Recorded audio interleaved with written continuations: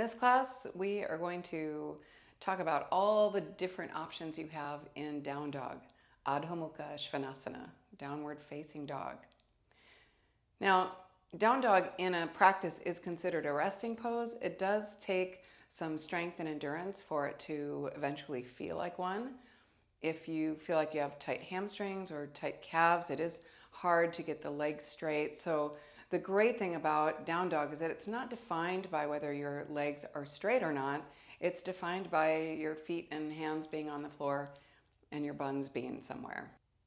So let's go through 3 different shoulder positions that you can have. And I want to start by just staying in a seated position. Now, just go ahead and bring your arms up overhead with me and feel just kind of start to experiment with your range of motion without pushing the ribs forward.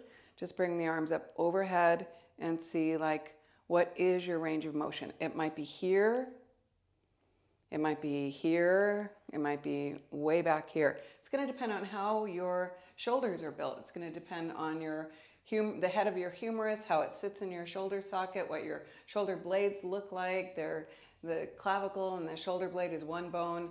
And so it just depends on how you're built. There's no one way to do down dog, just like there's no one way to do any pose at all. So I like to work with people in this pose so that they understand that maybe the one cue they've ever heard in down dog isn't necessarily going to work for them.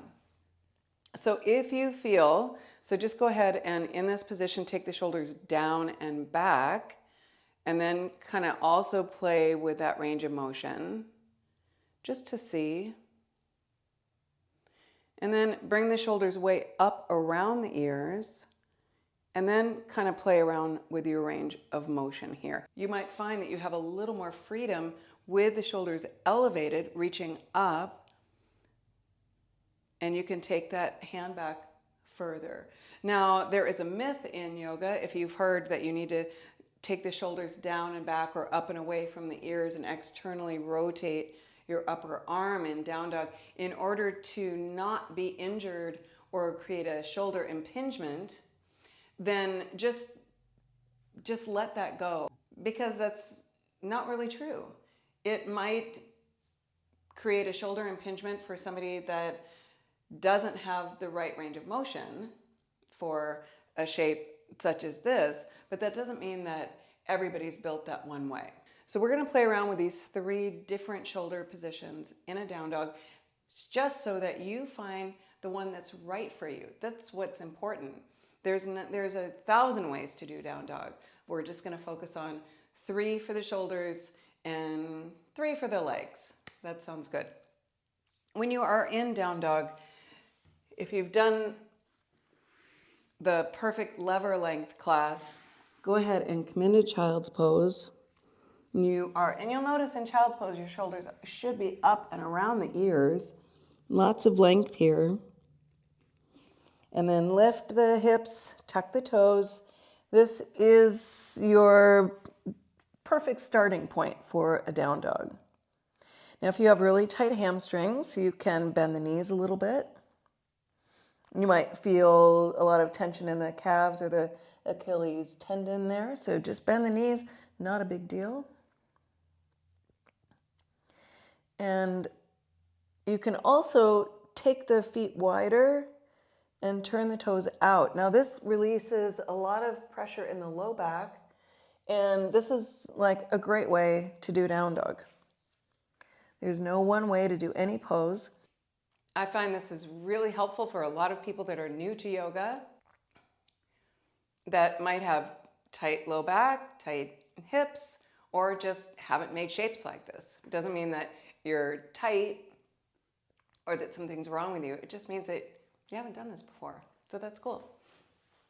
So if you're in down dog and the feet are wide, I feel like you can start to get a little more space there in the low back. And you might find that you can straighten your legs this way, because now you're not depending on the hamstrings and the calves. You've got external rotation. That might give you a little more range of motion here. Those would be my 2 favorite options. So of the three, we have straight legs, and then we have bent knees, heels lifted, and then toes out.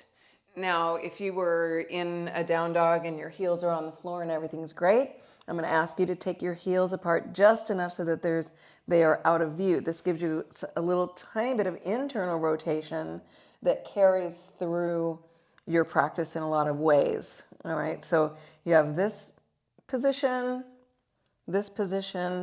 or feet wider, doesn't matter how wide, this position. So those are your three options. Now let's look at the shoulders. If you have shoulders down and back and external rotation of the arms, that would look like this. You can also straighten out the arms and start to push your hips back. Let the shoulders move up and around the ears. If you're built this way, this is going to be a comfortable, viable, safe, very safe option for you. This is how I do it. This is how I prefer it, in fact. And just letting the shoulders move up and around the ears. That gives you lots of space, lots of range of motion. For some people, I'm going to walk my hands out a little bit here, that have a bigger range of motion. You feel like you want to come into like a deeper shoulder position here, you can sink the shoulders, sink the chest a little bit. If you're built this way, it's perfectly safe. If you've ever practiced with Dharma Mitra, this is how you would do down dog in his class. So you can also do it that way in mine.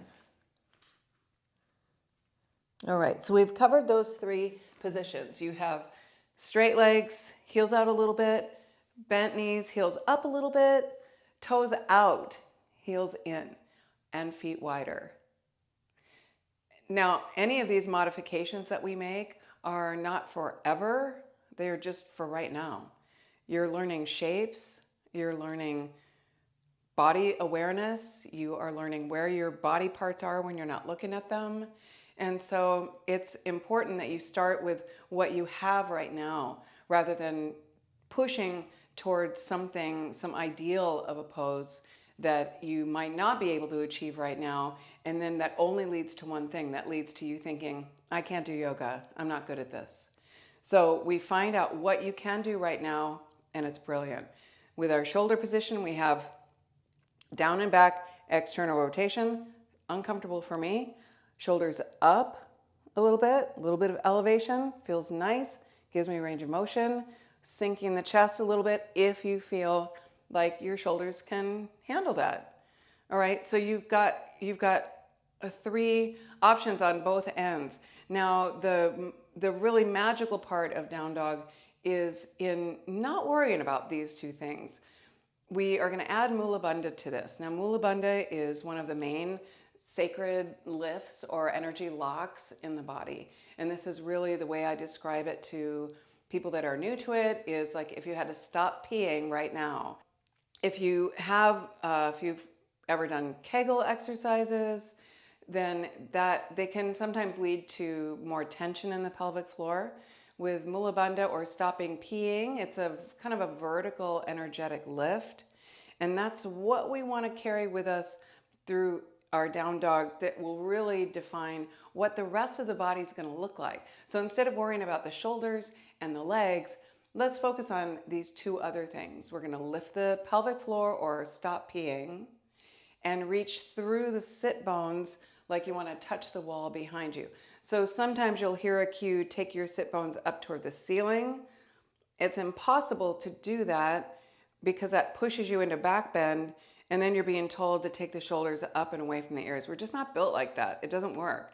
So we're going to focus on pushing the hips or the buns toward the wall behind you and lifting the pelvic floor. So we get into those two energies, that upward current of liberation that pulls that energy up, lifting the pelvic floor, stop peeing, and reaching through the sit bones. So we've got these two things. They're going to really define what your pose can look like. And once you get better at Mula Bandha and reaching through body parts, then the shape is going to change over time. Yoga isn't something you learn overnight. Down dog can be a 20-year pose. Let's do it. So I'm going to come into down dog from my perfect lever length in child's pose, tucking the toes a lot. And I'm going to actually adjust a little bit here. So if I'm just kind of hanging out in down dog, this is what it's going to look like. If I lift the pelvic floor, mula bandha or stop peeing, draw that low belly in and up a little bit, and then reach toward the wall behind me through my buns.